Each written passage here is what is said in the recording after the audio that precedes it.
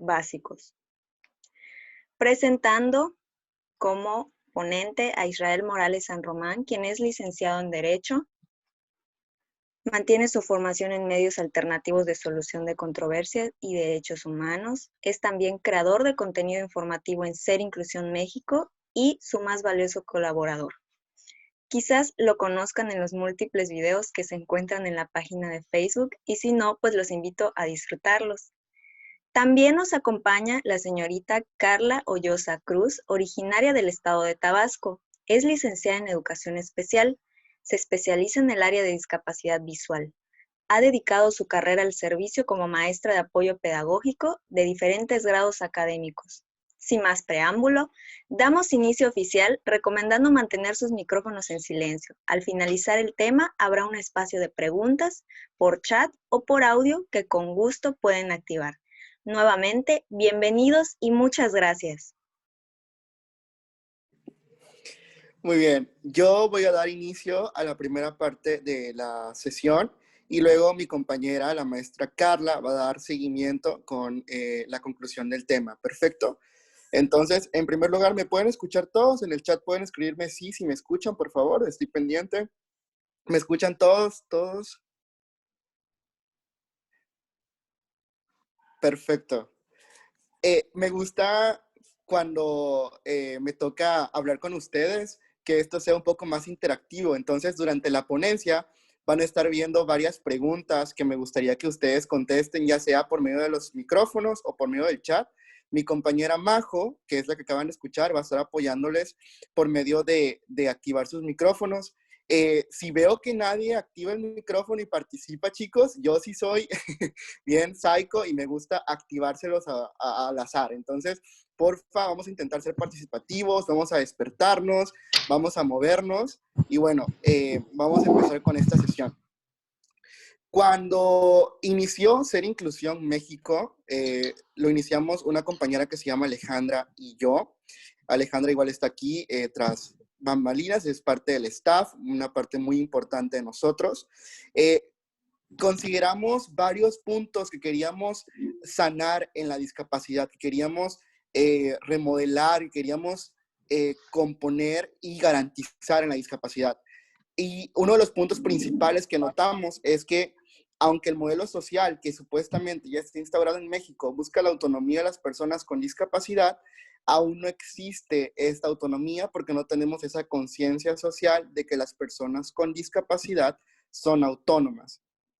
Entonces, basándonos en esto, decidimos que la primera ponencia de esta semana teníamos que basarnos en el empoderamiento para poder garantizar la autonomía, pero también íbamos a hacer un recuento histórico para ver cómo el modelo social toma esta autonomía, ¿ok?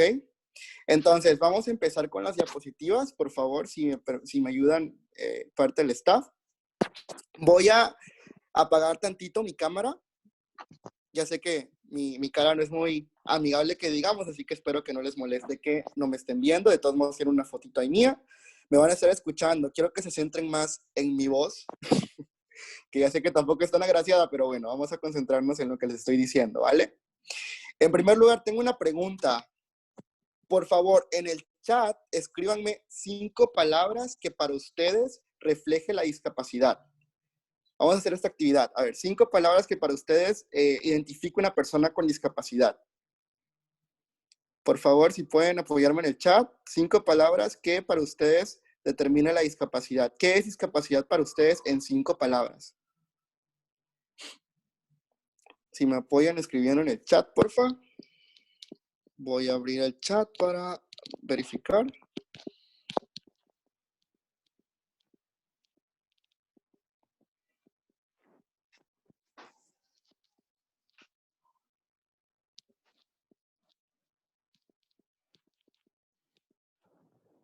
Okay, para ustedes, ¿qué es la discapacidad en 5 palabras?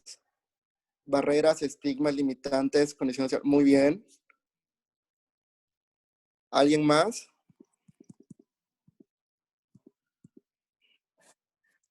Muy bien, Carolina. Realidad difícil. ¿Alguien más tiene otra opinión? 5 palabras que para ustedes refleje la discapacidad.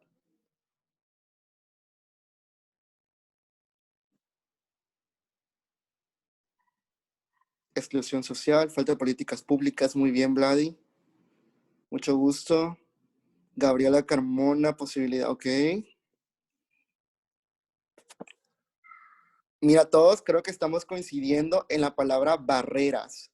Y sí, es parte de la definición de discapacidad, inclusión, respeto, dignidad. Muy bien. Alejandro Sánchez, hola, mucho gusto. Marta, mucho gusto. Limitante, ¿por qué frustración? Qué interesante esta palabra. A ver, Marta, ¿te gustaría activar tu micrófono y decirnos por qué frustración? Reto, estoy de acuerdo, pero frustración me gusta, o sea, quiero saber por qué pusiste esto. Majo, ¿me puedes apoyar con el micrófono de Marta? A ver si se anima a platicar con nosotros un ratito. Listo, ya está activado. Marta, Marta, ¿nos compartes por qué sí. frustración? Bueno, no, ¿qué Marta? Hay varias Martas. ¿Quién fue quien escribió frustración? Marta Egna Barrio Serrano. Marta Egna Barrio Serrano. Marta Egna, ¿estás por acá? ¿Nos escuchas? Era ella. ¿Mande?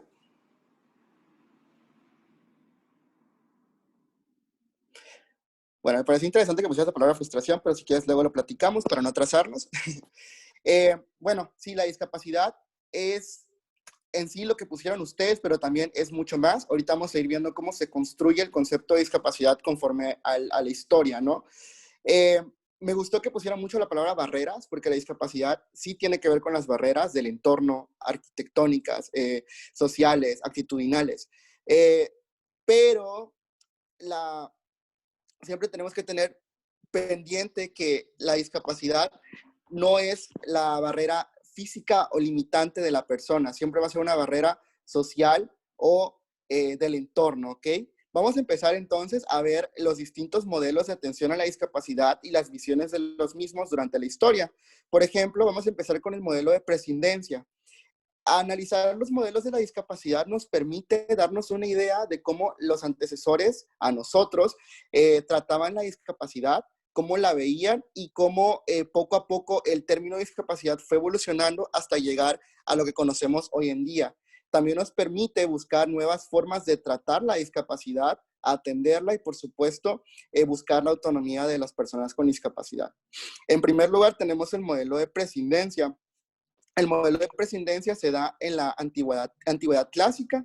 Se distingue porque para los griegos y romanos, que son las sociedades que habitaban en este periodo, la discapacidad era una cuestión religiosa, se daba por motivos religiosos. Puede significar varias cosas, como un mensaje de los dioses, como una obra diabólica, como una cuestión de guerra, incluso como una ruptura entre las relaciones de las sociedades. Es muy importante definir que para estos grupos, para esas sociedades, la discapacidad era una cuestión de incapacidad para la persona, la volvía innecesaria, ya que no podía aportar en igualdad de condiciones a las demás personas de la sociedad para resolver las necesidades de las mismas. Por lo tanto, la discapacidad o las personas con discapacidad no deberían vivir, ya que sus vidas iban a ser muy desgraciadas, ¿ok? Dentro del modelo de prescindencia encontramos dos modelos, el modelo eugenésico y el modelo de marginación. Esos pertenecen al mismo modelo de prescindencia. El modelo eugenésico era ejecutado por las sociedades romanas y griegas también, y se basaba en el infanticidio. Creo que todos hemos visto la película de 300, no sé si por ahí alguien no la haya visto, es una película, un clásico del cine de hecho, y al inicio de la película podemos ver cómo en las sociedades griegas los niños que tenían una discapacidad pues no eran aceptados como tal, no se permitía su desarrollo y crecimiento y eran matados desde el nacimiento para evitar una carga a la comunidad y a sus padres, ya que estos no podrían contribuir en igualdad de condiciones a las necesidades de la sociedad griega y romana. Realmente la película lo muestra de una forma muy cruel. Me parece, si no recuerdo mal, que en la película avientan a un infante con discapacidad desde un monte, no me acuerdo bien, muy cruel. Realmente no se daba así el infanticidio, pero eso no le quita pues lo grave, ¿no? De que en vez de preferir garantizar la vida, que debe ser un derecho primordial, no, se eliminaba con tal de evitarnos pues la cuestión de poder ayudar a un niño con discapacidad o poder criar a un niño con discapacidad. Poco a poco el modelo de prescindencia y el submodelo eugenésico fue evolucionando y dio paso al modelo de marginación. El modelo de marginación se da en la Edad Media y ya no establece que la persona con discapacidad es innecesaria como tal, pero sí sigue recayendo en la causa de la discapacidad en el ámbito religioso. Es decir, para los habitantes de la Edad Media, la discapacidad era una cuestión de mensajes diabólicos, era una cuestión de consecuencias del pecado original, o también era una obra de Dios. Tener una discapacidad era una obra de Dios. Por lo tanto, habían dos opciones. Como la discapacidad era una obra de Dios, era un designio del mismo, había que consolar a la persona, había que tenerle lástima, había que resignarse a esta discapacidad. O, en dado caso que la discapacidad hubiera sido una cuestión diabólica, no, había que castigar a la persona, había que eliminarla, había que desplazarla a la marginación. En este caso, en el modelo de prescindencia, quienes se encargaban de diagnosticar la discapacidad eran los médicos, pero también los sacerdotes. Y los dictámenes médicos, los peritajes médicos, estaban muchas veces influidos por la lógica teológica. Entonces, aquí vemos que la discapacidad es una cuestión más religiosa todavía. El cristianismo vuelve a la discapacidad algo preocupante porque es castigado. Entonces, la Santa Inquisición, de hecho, castigó a muchas personas que realmente solo tenían una discapacidad y se los culpaba de ser un mensaje del diablo, ¿no? Aquí vamos viendo cómo el modelo, pues quizás ya evolucionó un poco, ya no hay eugenesia, pero aún así se abandona la discapacidad o la persona con discapacidad a su suerte para que por sí misma sobreviva. Se le desplaza a las clases pobres, a los marginados o a los anormales. De ahí pasamos al modelo rehabilitador. Este se da en los inicios de la época moderna, pero tiene su mayor auge a partir de la Primera Guerra Mundial, ya que en el siglo XIX es cuando se dan, no, en el siglo XX, es cuando se dan los mayores avances en cuestión de legislación. Entonces, el modelo rehabilitador cambia un poco la expectativa de la discapacidad, ya que ya no dispone que es una cuestión religiosa, sino que dispone que la discapacidad es un déficit en la persona. La discapacidad en el modelo rehabilitador es atendida como una causa individual, algo que se debe tratar con médicos, con especialistas, que debe de dar por resultado un tratamiento individual y que debe de tener una cura. En el modelo rehabilitador se busca la normalización de la persona con discapacidad. Buscamos eliminarla o hacerla desaparecer u ocultarla, perdón. El modelo rehabilitador ya permite varios avances en materia de derechos. A ver, un micrófono ahí se activó, chicos. Les voy a pedir, por favor, que los mantengamos en silencio mientras continuamos la ponencia. Si el staff me puede ayudar con eso, por favor. Gracias. Si tienen alguna duda, me la pueden escribir por el chat. Yo estoy pendiente, escuchando sus dudas, ¿vale? Majo, si no me doy cuenta de alguna duda, por favor, ya activas el micrófono y me llamas la atención. Sabes que luego me pico hablando como perico. Discúlpenme, ¿vale? Muy bien. Ok. En el modelo rehabilitador, como decía, se busca ocultar la discapacidad, normalizar a la persona y de esa manera integrarla. Todavía no hablamos de inclusión, hablamos de integración. Aquí ya se logran varios avances en cuestión de la perspectiva, en cuestión del concepto de discapacidad y en cuestión de legislación. Ya tenemos algunos derechos ganados. Lo podemos ver, o la discapacidad se legisla más en el ámbito de la seguridad social, en el ámbito sanitario. Y en cuestión de derecho civil, por ejemplo, vemos la tutela, la incapacidad y la interdicción. Cosas que, por cierto, en el derecho civil mexicano siguen presentes. Es interesante analizar esto. Bueno, yo soy abogado, les voy a dar una perspectiva muy chiquita de cómo vemos esta parte de los abogados. Muy pequeña porque no quiero aburrirlos. Luego el derecho puede ser un poquito pesado, ¿no? Pero, por ejemplo, hay países como Costa Rica, Argentina, Perú, Colombia, que yo aplaudo mucho sus legislaciones, porque ya han ido modificando esta parte de la tutela y de la interdicción por apoyos. México no, México aún seguimos con la interdicción en los códigos civiles, tanto en el federal como en los estatales, y eso deja ver qué conciencia tiene un país al respecto de las personas con discapacidad que habitan en él. Para mí siempre la ley es un reflejo de la conciencia social. Entonces, que no haya existido aún una reforma en materia de capacidad jurídica de las personas con discapacidad me permite entender en qué situación se encuentra mi país o dónde se encuentra mi país en cuestión de conciencia. Anita, sí, estoy de acuerdo. Bueno, sigamos. Perdón, es que me escuché tu mensaje y me fui.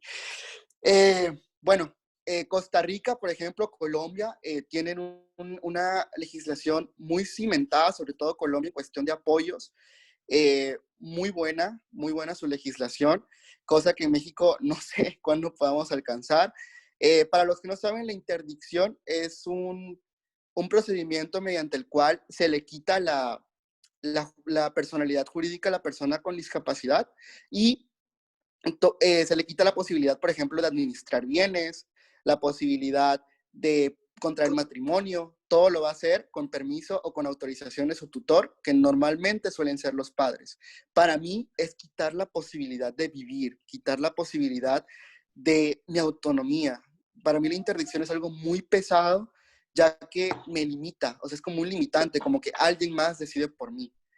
Entonces, vamos a dejar de pensar en interdicción y tutela y vamos a pensar en apoyos, como lo ha hecho Colombia, como lo ha hecho Argentina.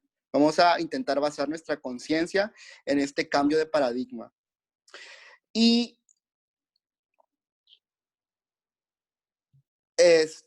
para continuar con el modelo, el siguiente modelo, que es donde estamos ubicados o el modelo que anhelamos alcanzar, vamos a la siguiente, que es el modelo social de atención a la discapacidad.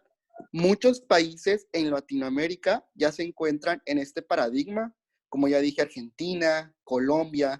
Yo, desde mi particular, punto de vista, considero que México está en un proceso de transición, tanto de conciencia como en cuestión de legislación, regulación, etc. El modelo social plantea que la discapacidad no está en la persona. Por ejemplo, el modelo rehabilitador disponía que la discapacidad es la limitación. Yo, por ejemplo, Israel, tengo discapacidad visual. Entonces, mi discapacidad es el no poder ver, es mi limitación. En cambio, el modelo social dispone que la discapacidad son las barreras que la sociedad me impone para no poder ejercitar de forma adecuada mis derechos ni poder vivir de forma autónoma. Es decir, en vez de considerar que mi limitación es la parte visual, la limitación es lo que a mí no me deja como persona con diversidad funcional. Hay que dejar de decir capacidades diferentes o incapacidad o limitación. Yo funciono de igual forma que ustedes, solo que diferente, o sea, con una diversidad, con un cambio, con una adaptación. Puedo hacer las mismas actividades que ustedes. Entonces, es eso. El modelo social considera que las barreras sociales son las que limitan mi actuar como persona y busca que de forma colectiva vayamos adaptando el concepto de discapacidad para poder hacer que las personas sean totalmente autónomas. En la diapositiva van a poder ver que hay ciertos principios que guían al modelo social de atención, como son la dignidad humana, la igualdad, la libertad personal, la autonomía, me encanta el término autonomía, la accesibilidad universal, el diseño universal. Ahorita vamos a hablar de estos principios. Algo que se me olvidó comentar del modelo rehabilitador, disculpen, luego me estoy yendo muy rápido, creo. Algo que toma el modelo social de atención y decide eliminar totalmente el modelo rehabilitador es la teoría de la goma de borrar. La teoría de la goma de borrar es un concepto establecido por Sticker, el cual dice que entre más se normalice a la persona con discapacidad, más aceptada va a ser en la sociedad. Entonces, ¿qué causa esto? ¿Quién dispone que es normal? porque lo que sea normal en México puede ser que en Alemania no sea la misma definición, ¿no? La definición de normalidad es algo subjetivo y es algo que de acuerdo a las sociedades o al actuar de cada comunidad o pueblo, tiene distintas definiciones, tiene distinta apreciación, ¿no? Entonces, Sticker dice esto: ¿por qué tenemos que eliminar la diversidad funcional en la persona para poder ser normal si no existe como tal un concepto de normalidad? ¿Quién dispone que es normal?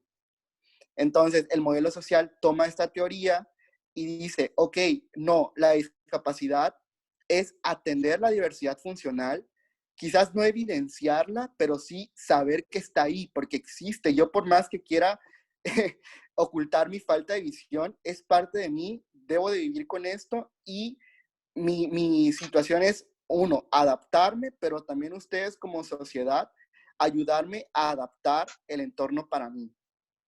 ¿Ok? El modelo social surge en el año 60, se empieza a generar en los años 60 a través de los países nórdicos y anglosajones. Empieza a haber un movimiento que se llama Life Without Borders y luego se crea este lema de nada para nosotros sin nosotros. ¿Por qué? Porque las personas con discapacidad de estos países empiezan a evidenciar que en el anterior modelo todo lo relacionado a cuestión de discapacidad lo hacían expertos. La legislación la adaptaban expertos. Los tratamientos la adaptaban expertos médicos o los disponían expertos médicos. Pero a la persona con discapacidad jamás se le preguntaba qué quería, a dónde quería llegar, qué tratamiento quería tomar, cuáles eran sus objetivos de vida, pues. Entonces, con esto de nada para nosotros, sin nosotros, se busca incluir la voz de las personas con discapacidad para que todos generemos ese cambio de paradigma. El modelo social ya recae totalmente o se instaura totalmente a partir de la creación de la Convención de los Derechos de las Personas con Discapacidad. Cuando Naciones Unidas saca esta convención, el modelo social se vuelve un hecho a nivel internacional y poco a poco los países lo han ido adoptando.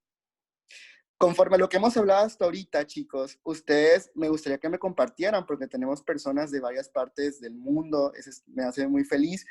¿En qué situación creen que se encuentra su país actualmente? ¿Creen que ya están en el modelo social? ¿Creen que ya están en una etapa de transición? ¿Creen que están en un proceso de adaptación? Yo, mi sentir, por supuesto, y mi perspectiva es que México está en un proceso de transición. Estamos aún saliendo del modelo rehabilitador y lo puedo ver, como les digo, desde la legislación, desde la conciencia colectiva, hasta lo puedo ver, no sé, en la forma en que se educa en mi país. Pero poco a poco la sociedad va tomando este modelo social, lo va adoptando, va haciendo conciencia de sí mismo. Entonces, me gusta eso, me gusta que poco a poco la sociedad busca también incluirnos, busca tomar consideración de nuestra existencia porque estamos ahí y vamos evolucionando. Si me pueden contar ustedes en qué situación se encuentran en su país, me encantaría saber por el chat si pueden escribir o si alguien quiere activar su micrófono y decirnos cómo se encuentran Isra, ustedes. Dime. Hola. Hola. nos comenta Anita Aragón que Ujú. pasan muy rápido las diapositivas. Si puede ir un poquito más lento. Ok. Ale, Ok. las diapos. Voy a activar el micrófono de Josephat Cruz, que fue Ya el lo que tengo alzó la activado. mano. Ya lo tengo activado. Gracias. Ah, ok, perfecto. Gracias. Bueno, Hola, Yosa. hola Israel. Felicidades por la participación, la ponencia, me está encantando mucho. Como colega, yo comparto tu visión del estado en el que se encuentra México en relación a este modelo social de la discapacidad. Es cierto, las legislaciones no contemplan esta parte en la que se haga partícipe a una persona con discapacidad en los diversos procesos jurídicos en los que puede involucrarse. Sin embargo, quiero resaltar la labor que ha hecho la Corte a partir de 2015-2016 en su labor interpretativa de la ley. Ujú. Ya ha dicho esta Corte que lo importante al momento de, al momento de llevarse a cabo un proceso de interdicción, es necesario darle la oportunidad a la persona con discapacidad La escucha, ¿no? para que opine, para que diga con qué medidas está de acuerdo. Entonces, si bien es cierto que la ley no lo contempla, es una cuestión muy lamentable, porque no solamente denota la falta de cultura y la falta de actualización del derecho, también denota una flojera legislativa. Ujú. Pero bueno, lo importante y lo que quiero yo destacar es que México se encuentra en un grado de transición. Está luchando por abandonar esta idea de que las personas con discapacidad necesitan ser rehabilitadas, necesitan que se les dé todo en la mano, y está tratando de adoptar una idea en la que las personas con discapacidad también son seres que pueden aportar, son ciudadanos que tienen obligaciones y que también pueden ser titulares de derechos. Esa es la cuestión que yo quería destacar, por lo que comparto tu visión que ya nos expusiste. Gracias. Espero haberme dado a entender. No, gracias a ti, Yosa. De hecho, muchísimas gracias por tu participación. Siempre muy acertados tus comentarios.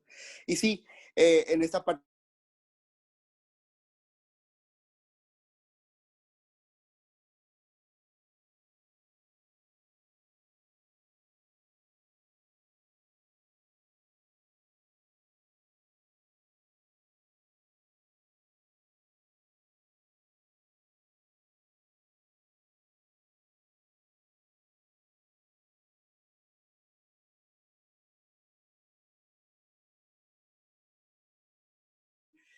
pobre, muy laxa. Y me acuerdo que quedé maravillado porque ellos contemplan incluso que para poder, en la misma ley está escrito, para poder apoyar a la persona con discapacidad en los procesos de tutela, incluso el movimiento de los ojos se va a tomar como un proceso de participación.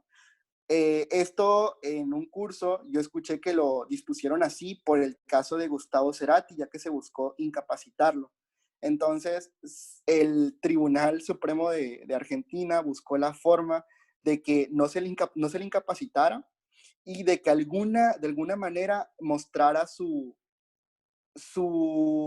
aprobación, pues, de que él seguía consciente, él seguía siendo capaz de tomar sus propias decisiones. Sin embargo, pues al final creo que no se pudo, pero quedó como un precedente en la legislación argentina que incluso, o sea, cualquier rasgo, cualquier o acción que la persona con discapacidad pueda hacer para determinar que está consciente, que comprende el entorno, que comprende la situación, va a ser tomado en cuenta en el proceso de tutela o interdicción. Y eso me parece súper interesante que desde la legislación ya se esté tomando en cuenta. ¿Alguien más tiene alguna opinión de cómo es la situación de la discapacidad en su país? Tenemos otra participación de Lilia. Claro, la escucho. Ya activé su micrófono. Hola Lilia, mucho Hola, gusto. ¿De dónde eres? todos. Sí, te ¿Me escuchan escuchamos. bien? Listo, perfecto. Bueno, mi nombre es Lilia Cuellar, yo soy de Colombia. Ay, mira qué Eh, padre. en este caso, pues los escuchaba muy atentamente y nosotros hemos venido como haciendo una cantidad de pinitos frente a la inclusión. Básicamente acá tenemos la ley estatutaria, la 1618, que es la que garantiza como el cumplimiento de todos los derechos de las personas con discapacidad, generando acceso laboral, generando acceso al entorno educativo, a la salud, bueno, a todas los derechos que tiene cada persona por solo nacer en Colombia y ser ciudadano colombiano. Ok.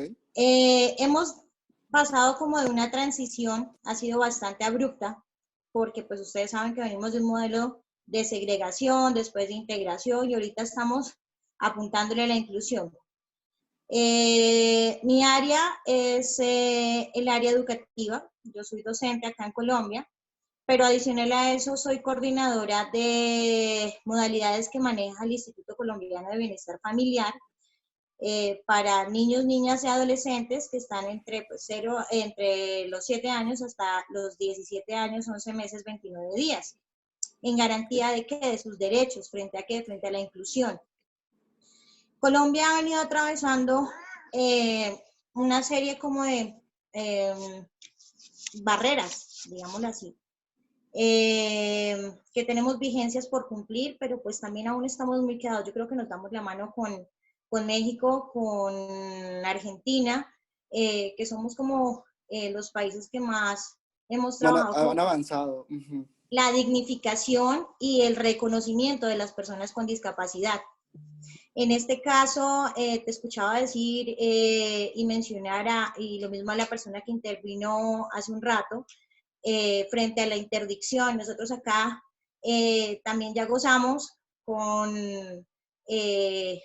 hablemoslo así, la abolición de la interdicción para las personas con discapacidad.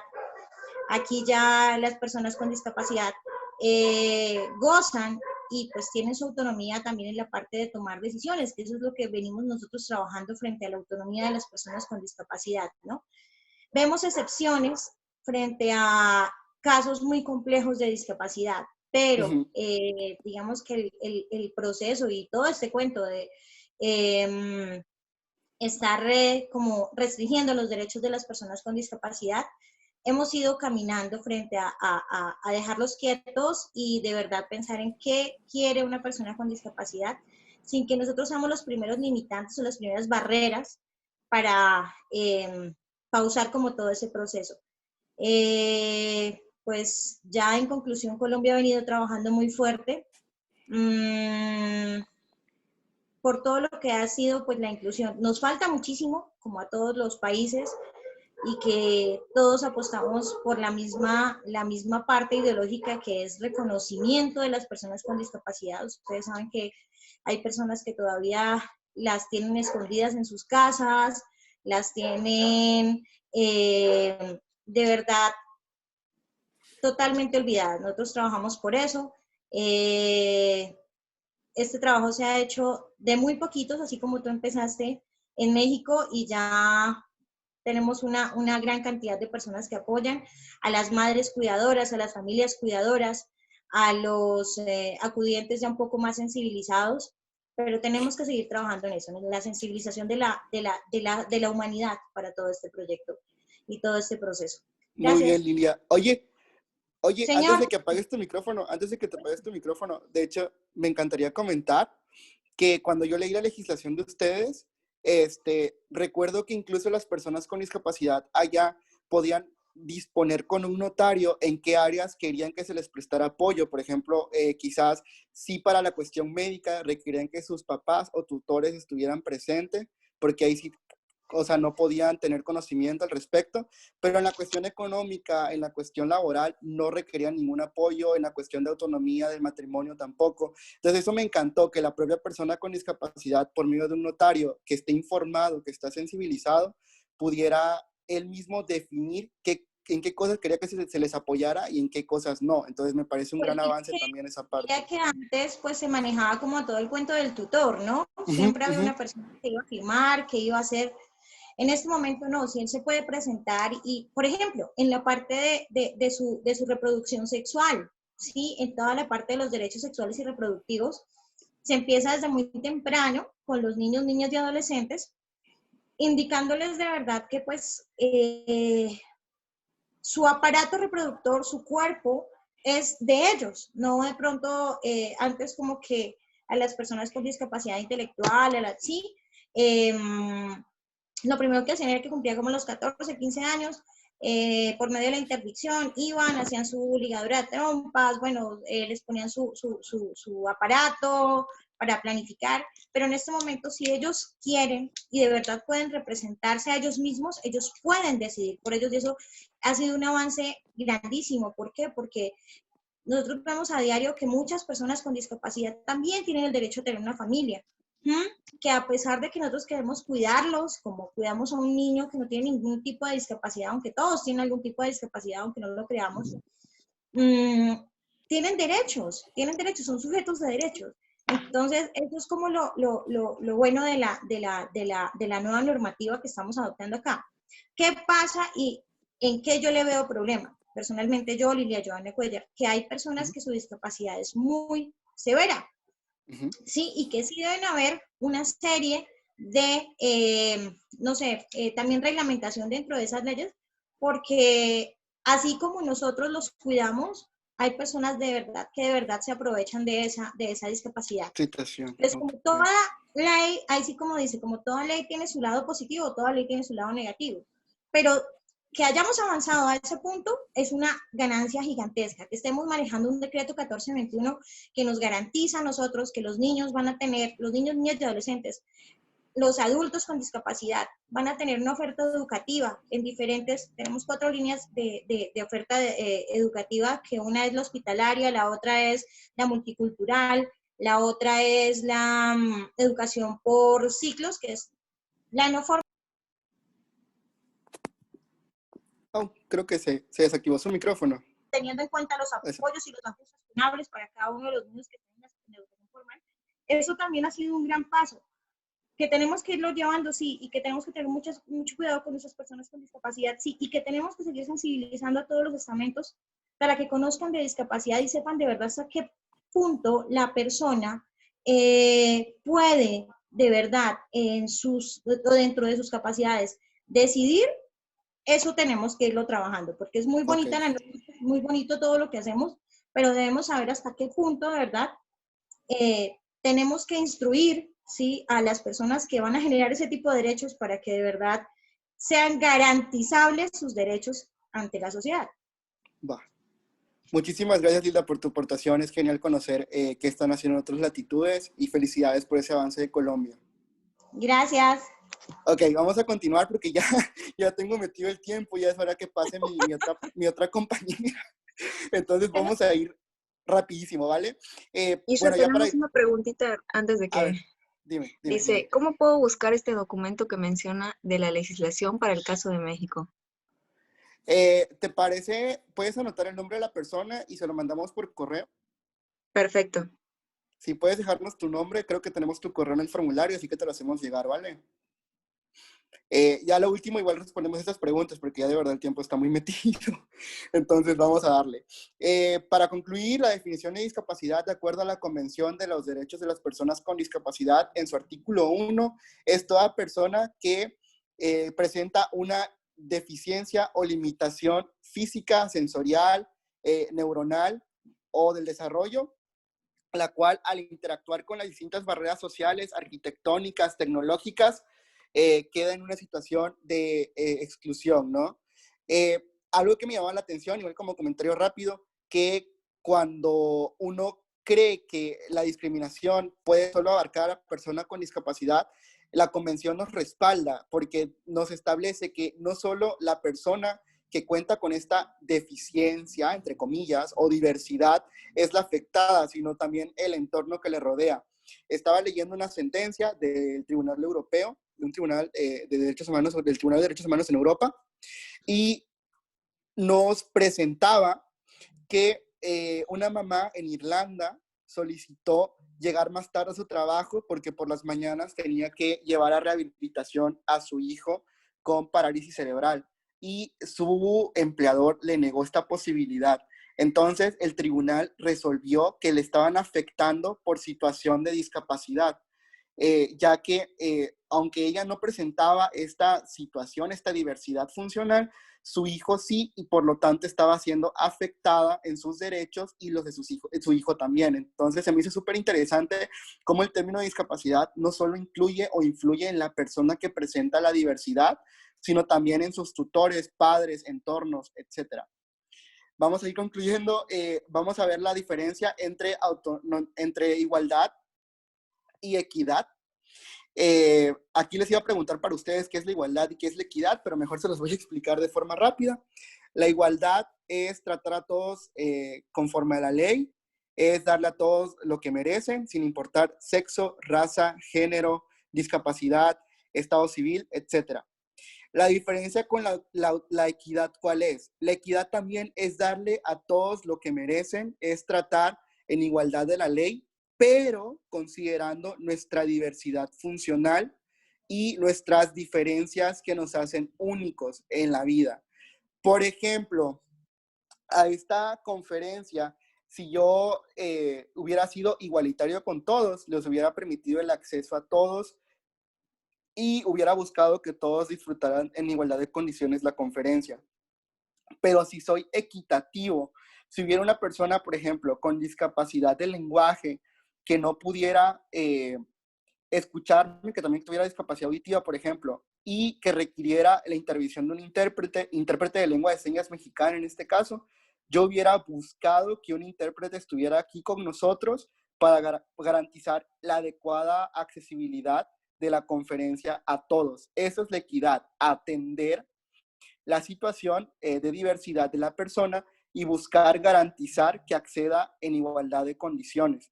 Para mí, en el modelo social, ya no hay que hablar de igualdad. Yo siempre escucho que las personas que se dedican al trato con personas con discapacidad siempre hablan de igualdad e igualdad. Y no, vamos a cambiar ese chip y vamos a dejar de hablar de igualdad para hablar de equidad. Ahora vamos a hablar de la autonomía y la integración.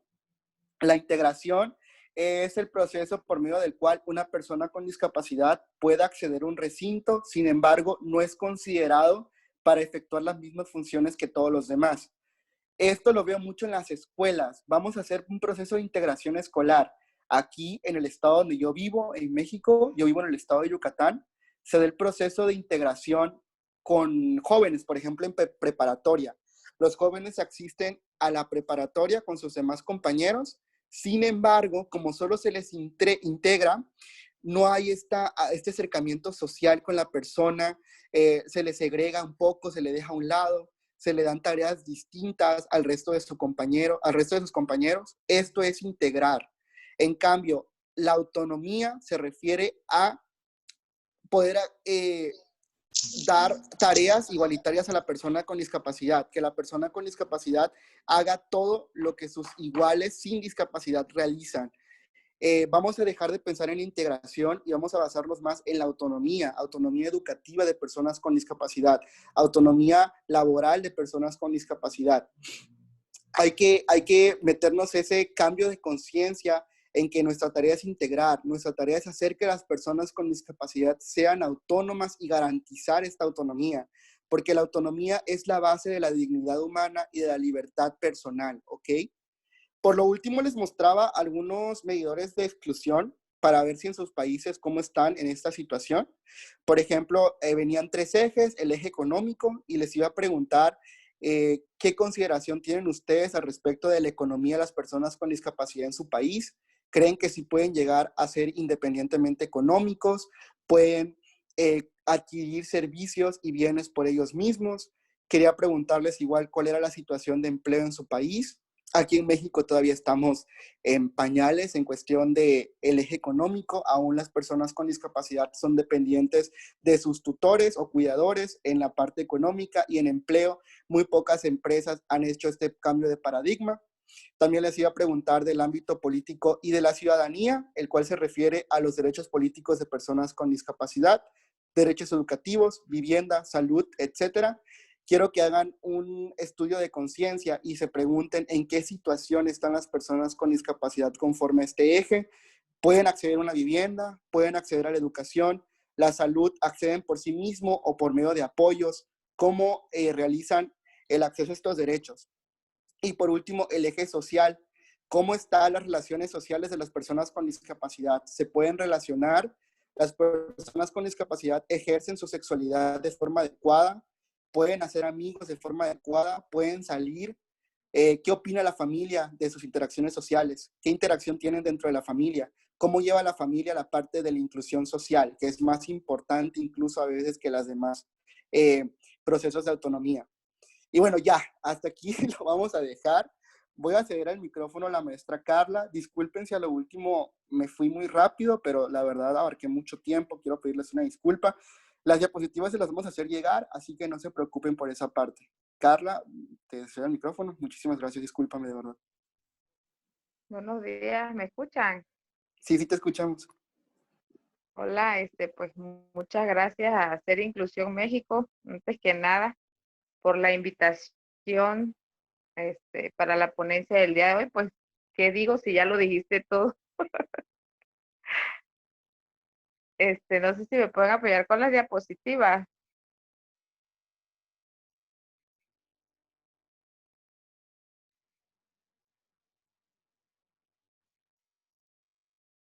Bueno, pues ya no voy a tocar el tema de discapacidad porque pues Israel ya lo comentó. La siguiente, por favor.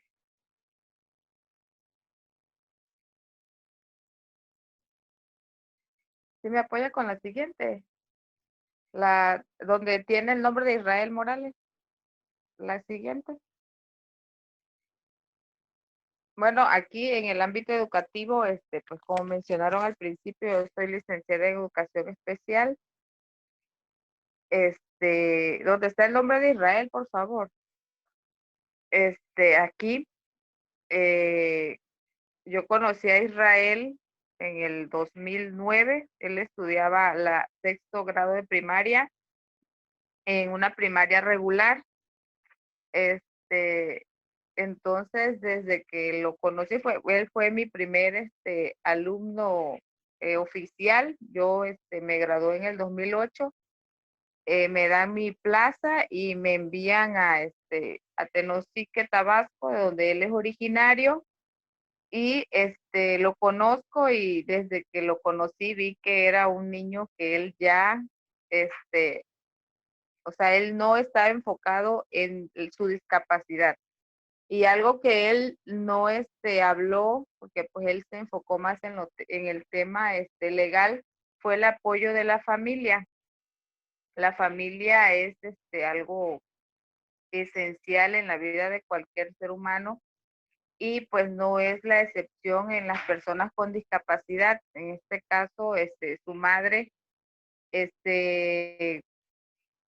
hasta la edad donde yo lo conocí a él, que tenía 12 años, Israel era un muchacho independiente. Como él comentó, pues yo estoy en el ámbito educativo, y creo que en general México está en una transición de lo que es integración a la inclusión. ¿Por qué? Él no me dejará mentir, cuando iniciamos la integración de él a la secundaria, de la primaria a la secundaria regular, porque él nunca estuvo en una escuela de educación especial, solamente estuvo asistiendo al centro de ciegos, pues para los apoyos necesarios o las adaptaciones que él necesitaba. Entonces, nosotros en educación especial debemos de apoyar a la escuela regular para que le brinde todos los accesos o eliminen todas las barreras para que el alumno pueda desenvolverse con autonomía. Entonces, con Israel iniciamos, y algo muy característico de Israel es que él no tiene límites. De él empezamos primero con el programa de orientación y movilidad, la primera barrera, ¿no? Que pues no fuimos a tránsito municipal. Entonces él vivió ese proceso. La mamá, mi respeto para la madre de Israel, una señora que no lo sobreprotegió, sino le dio las herramientas necesarias para que él fuera independiente, y pues aquí vemos el resultado. Y vimos ese proceso. La señora, hicimos los trámites, fuimos a tránsito municipal, les dimos una copia del programa de orientación y movilidad, y ahí es donde empieza Israel a romper paradigmas, ¿no? Entonces, en un pueblito empiezan a ver un muchacho ciego, porque lo que la sociedad hace es ver primero la discapacidad o las limitaciones. No ven, por eso iba a hacer la pregunta sobre discapacidad. ¿Qué se imaginan cuando escuchan el término discapacidad? Entonces, Israel nunca vio su discapacidad.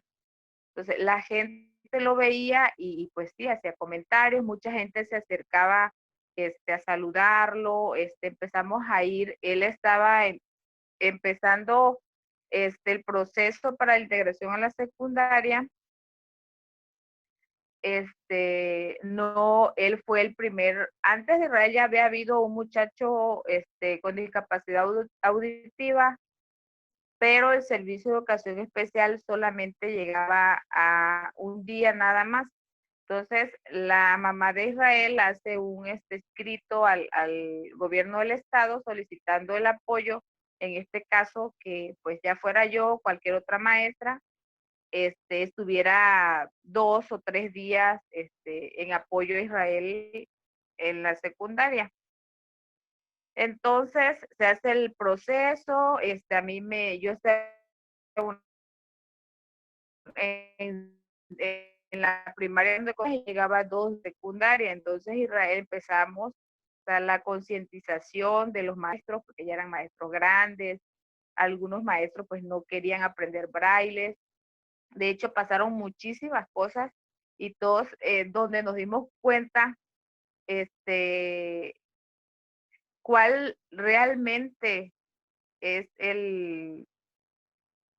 o sea, que las personas con discapacidad son igual a nosotros.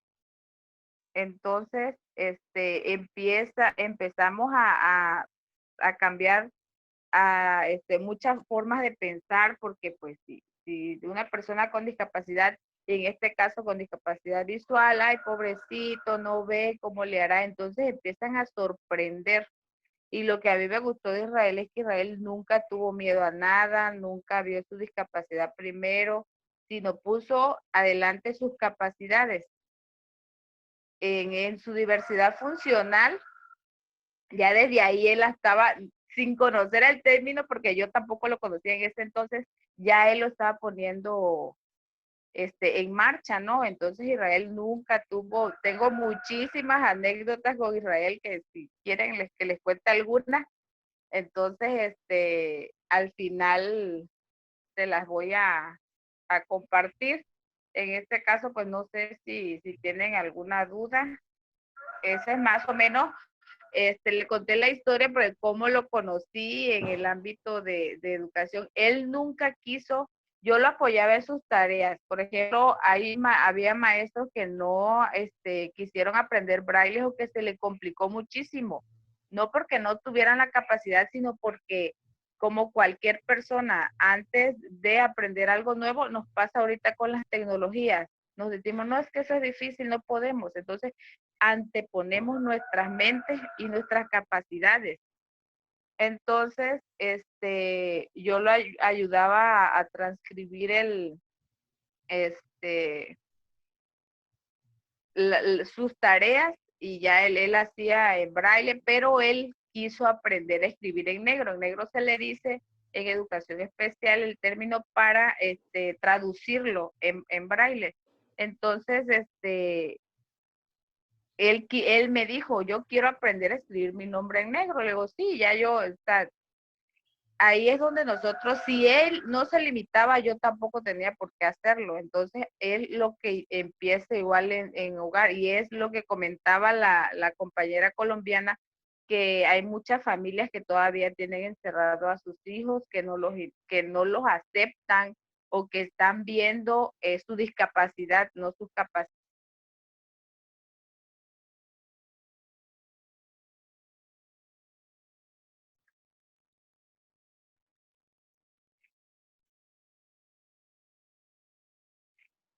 ¿Sí me escuchan? Sí, se te desactivó un momento el micrófono, pero ya se te escucha otra vez. Okay. Sí, entonces continúo. Sí, continúa, continúa. Ok, sí, porque soy igual que tú, que hablo hasta por hojas. Bueno, el siguiente tema que Israel me pidió que yo tocara era el de el empoderamiento de las personas con discapacidad. Pues esto es empoderar a las personas a través del desarrollo de sus capacidades, ofreciéndole el apoyo necesario para trazar su itinerario de vida a través de ejercicio y defensa de sus derechos y la promoción de su autonomía e independencia en todas y cada una de las áreas de su vida. Como le comentaba, es ver primero a la persona, al ser humano, no es una discapacidad, no su discapacidad. Porque igual en esta diversidad funcional que ellos tienen, que me encantó ese concepto, y espero poder compartírselo a otros, a mis colegas, es ver primero sus capacidades, ¿no? A mí nunca me ha gustado el término de capacidades diferentes. ¿Por qué? Porque somos seres humanos. Solo ellos tienen esa diversidad funcional, pero son capaces de hacer con el apoyo necesario, ahí es donde entra educación especial. Entonces, empoderarlo es eso, ¿no? Darle el apoyar a desarrollar las capacidades. En este caso, a mí me gusta mucho lo que comenta aquí Anita Aragón, los ajustes razonables en educación especial. Lo que comentaba Israel me llamó mucho la atención, porque él decía que integración es, por ejemplo, darle al alumno que está integrado en la escuela regular otras actividades diferentes, pero aquí va algo muy interesante, que es, como comentaba la compañera colombiana, es de acuerdo a la discapacidad o a la diversidad funcional que tenga el alumno o el niño adolescente, porque no es lo mismo una discapacidad visual, una discapacidad intelectual. Entonces hay que valorar. Entonces Israel me decía, tienes que tocar el tema de la institucionalización. En este caso yo sí estoy a favor de las escuelas de educación especial. ¿Por qué? Porque no todas pues las historias de vida son iguales. Entonces hay alumnos que tienen discapacidad múltiple, y aunque sus padres o nosotros como docentes quisiéramos que ellos estén integrados en una escuela regular, pues sí, trabajo se puede hacer, pero sí sería un poquito más frustrante para él. Esto sucede también en los casos de niños con autismo, porque yo tuve una experiencia, pues, un poco desagradable en cuanto al trato que tenemos nosotros, porque ahorita se está perdiendo mucho los valores. Entonces, llega a la secundaria donde estoy laborando un alumno con autismo, y pues obviamente por las características del alumno, el alumno tenía que estar en un grupo reducido, y ahí va la primer barrera. Lo más que se pudo reducir el grupo fue a 30 alumnos. Se puede imaginar cuánto ruido, cuántos factores podrían alterar al alumno. Entonces se habló con la mamá, se habló con el director, se dieron los talleres habidos y por haber, pero pues si la persona no quiere cambiar su chip, va a ser muy difícil. Así puede atender. Hay maestros que realmente desde que estuvo Israel han cambiado, y fue un cambio para toda la vida, pero hay maestros que no. Entonces, fue algo difícil. Entonces, el alumno cursó el primer grado, segundo grado, y ya en segundo grado vienen pues todas las características que se dan en un alumno, en un adolescente, la sexualidad y todo eso. Entonces, sí, ya hacían más ruido los muchachos, ya no respetaban al alumno. Entonces, el alumno tenía crisis casi todos los días. Se cambió de salón, el otro grupo sí era un poco más tranquilo, pudo estar unos meses, pero la mamá veía que le afectaba mucho y decidió, cambiarlo a la escuela de educación especial. Entonces, al pasarlo a la escuela de educación especial, pues la señora vio, porque había un grupo específico para muchachos con autismo, y pues favorablemente el alumno pudo terminar su educación secundaria. Entonces, sí hay que analizar, o sea, la característica de cada alumno, de cada persona, porque no podemos decir, Israel también me comentaba del CAET, en este caso es para alumnos de educación media superior, la preparatoria, ahí sí es diferente. ¿Por qué? Porque el CAED pertenece, por ejemplo, en este caso, a una preparatoria, pero hay un salón aparte, o sea, no están integrados, hay un salón aparte, en la misma preparatoria hay un salón aparte, son maestros diferentes, es el mismo plan de estudio, obviamente tienen los ajustes razonables, están adecuados, pero al momento de interactuar, los alumnos escolarizados sí ven un poco raro a los alumnos del CAED. ¿Por qué? Porque pues los ven, los etiquetan. Entonces sí hay que cambiando esta forma, ¿sí?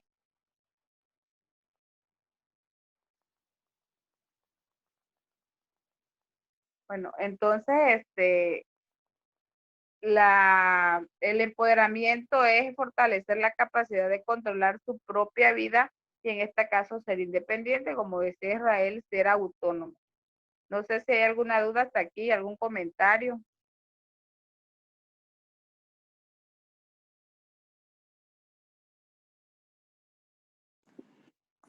No creo que hasta ahorita ningún comentario. Puedes continuar mientras tú nos vas diciendo. Sí.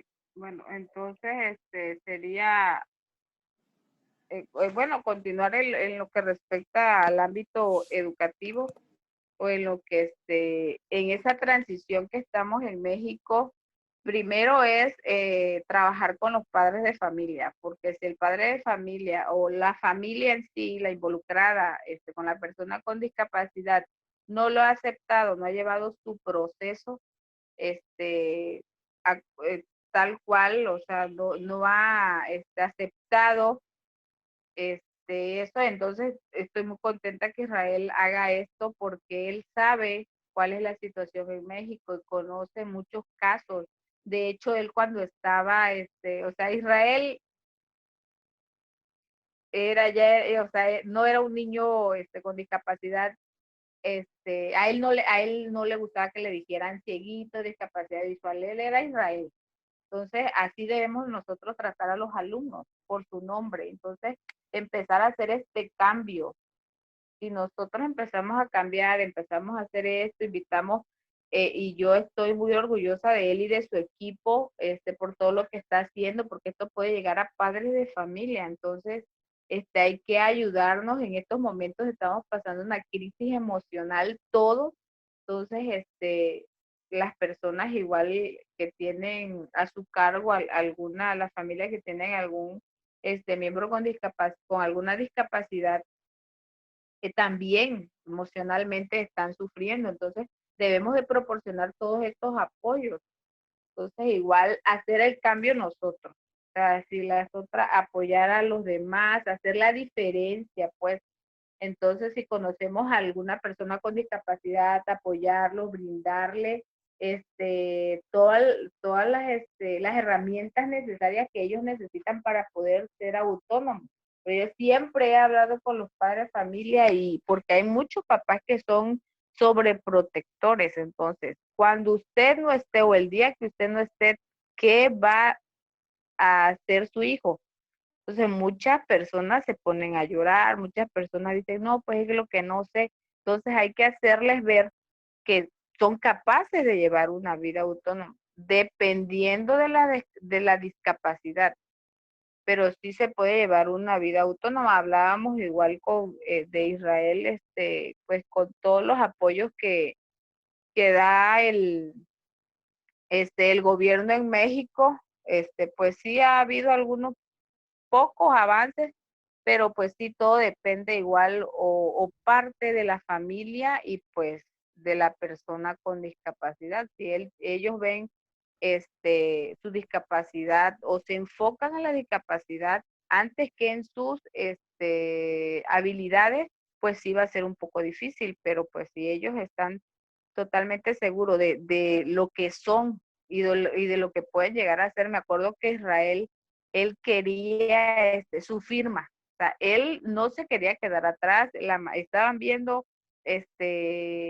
por ejemplo, en geografía, él quería y él llegaba y me decía, antes que yo le dijera, no, pues me decía, es que quiero hacer esto, quiero hacer una maqueta, el maestro quiere esto. Israel fue un niño de 10 y de 9.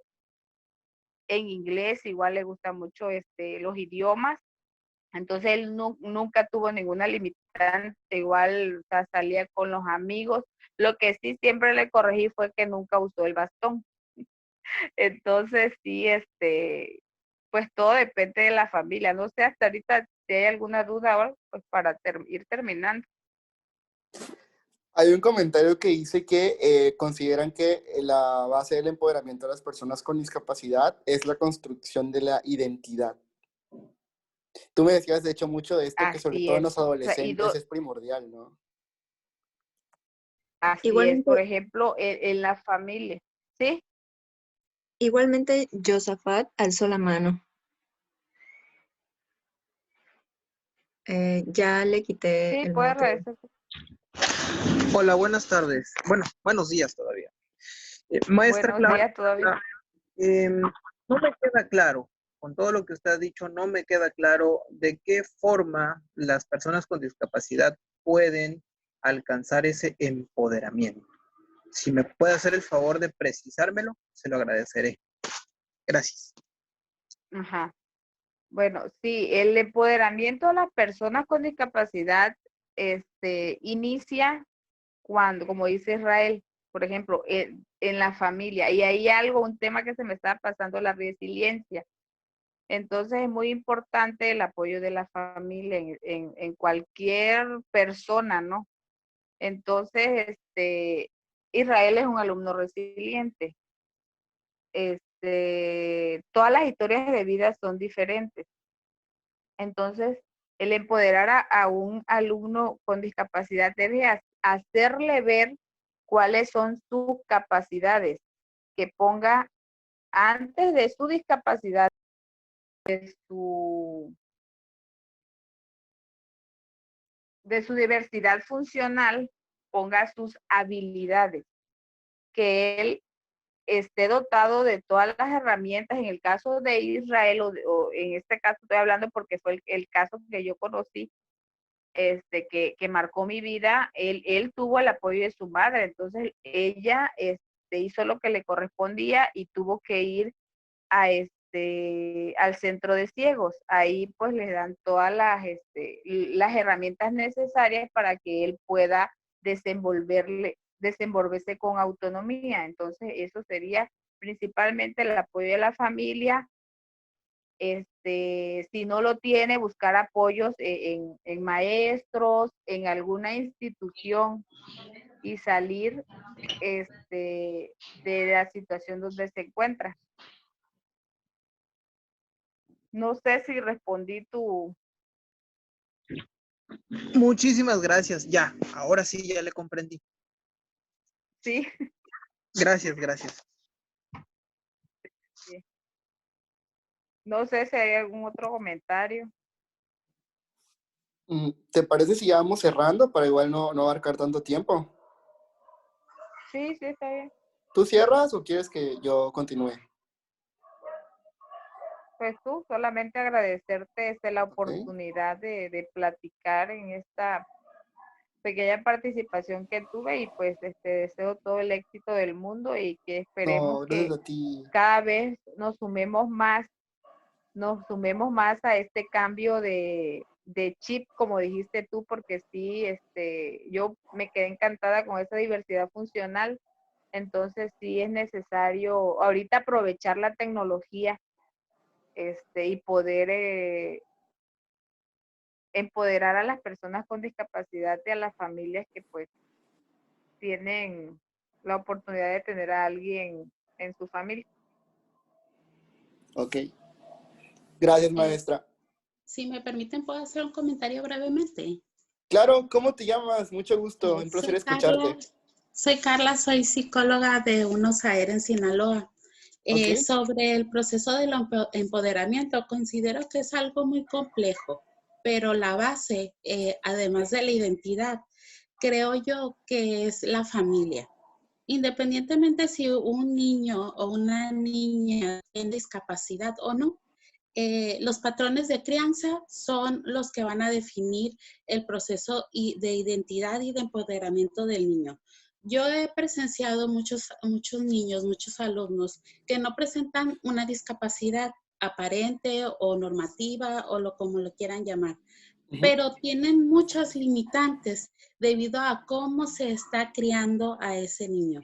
Los miedos, los problemas de autoestima, las dificultades para razonar y entender el mundo, la manera como uno va desarrollando el acercamiento a las problemáticas, tiene que ver mucho como en la base, cómo la familia va desarrollando esas habilidades o ese crecimiento hacia cómo enfrentar los problemas.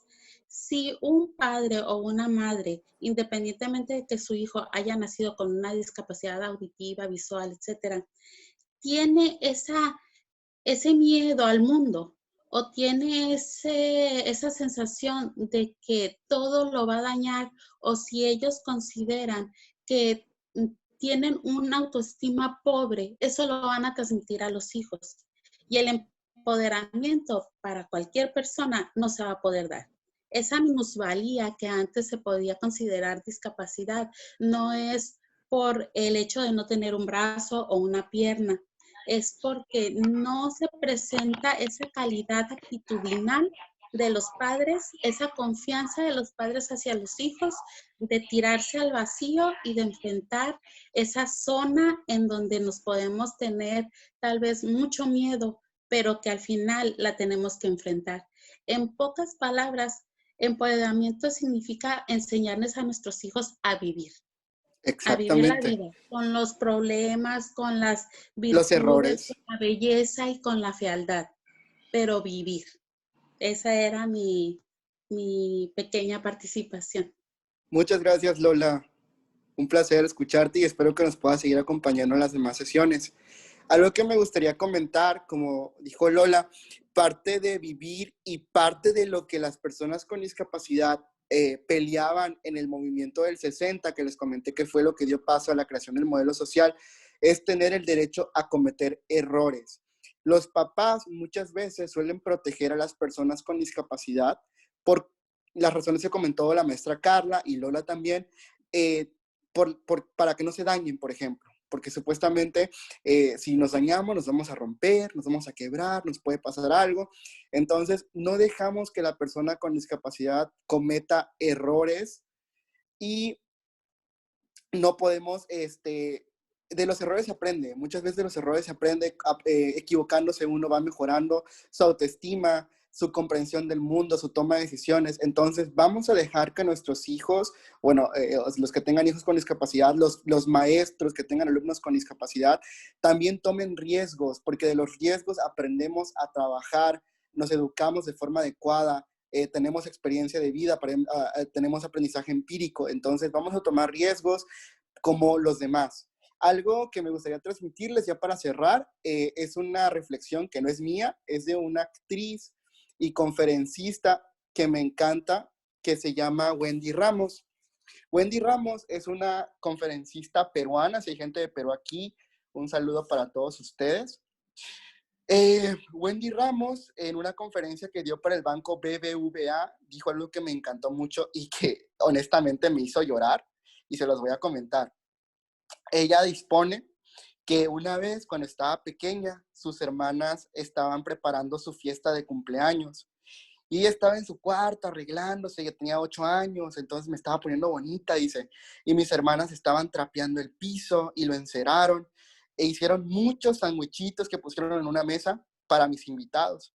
Entonces yo terminé de arreglarme y vi la mesa y dije, ¡ah, sandwichitos, qué rico!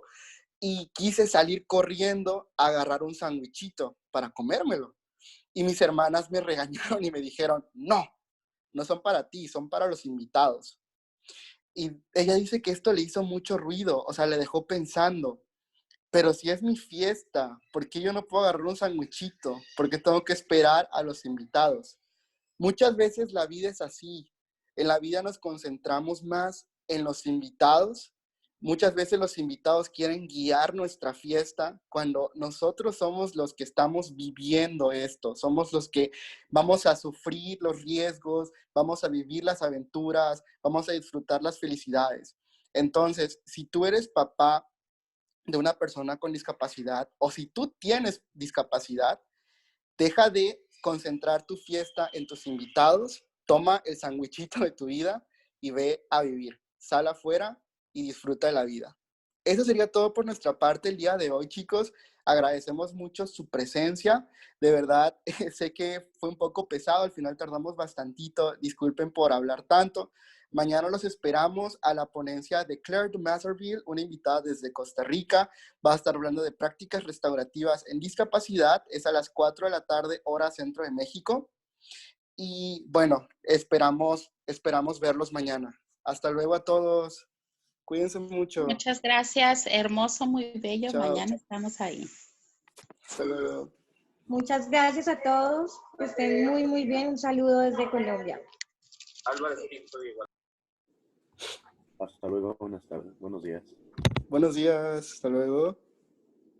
Muchas gracias, estuvo muy interesante la plática. Gracias. Chao. Hasta mañana, Israel, con permiso. Hasta luego. Bueno, Israel, me despido. Fue un gusto estar Bye, contigo. muchas Saludos gracias. a tu mami y a Gracias por tus hermanos. acompañarnos. Te quiero mucho. Adiós. Adiós, bendiciones. Muchas gracias por la invitación, Israel. Excelente ponencia. Hasta Gracias mañana. a ti, Yosa. Espero verte mañana. Chao. Muchas gracias por la invitación, licenciado. Esperemos los horarios para el día de mañana para estar presentes. Gracias. Gracias, maestro.